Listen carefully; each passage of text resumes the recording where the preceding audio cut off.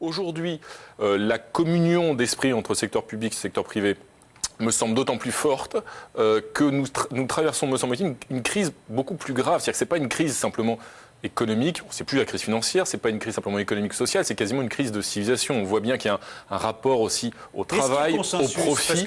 Et là, je pense que ces valeurs-là, qui ne sont pas pour le coup les valeurs du CAC 40, mais les valeurs qui font vivre ensemble dans une société, elles sont tout à fait communes aux salariés, qu'ils soient du secteur public ou du secteur privé. Et là, je pense qu'il y a une grande communion d'esprit. Effectivement, c'est plus difficile dans le privé de manifester et d'aller dans la rue, mais on l'a vu à nouveau avec des sondages tout récents, plus de 75% des Français, quel que soit leur secteur d'activité, soutiennent ce mouvement. Christophe Barbier, 74 jusqu'à 78% selon les sondages et les quotidiens qui s'y sont intéressés depuis quelques jours, donc 78% des Français soutiendraient ce mouvement. Il y a consensus, communion d'esprit, comme dit Renaud Dely, aujourd'hui, avec un mouvement comme celui-là? Il y a consensus sur le diagnostic, c'est-à-dire qu'il y a une crise très grave qui a commencé comme crise financière, qui est devenue crise économique, puis crise sociale. Si il y a une fonction d'alerte dans un mouvement comme aujourd'hui, vous les puissants, vous les gouvernants, attention, occupez-vous de nous, régler les problèmes. Oui, dans ce cas-là, il y a quasiment unanimité. Mais crise de civilisation, c'est exagéré, pour reprendre l'expression de Renaud Dely? Non, je pense qu'il y a une interrogation, en effet, sur le modèle économique et social dans lequel nous vivons.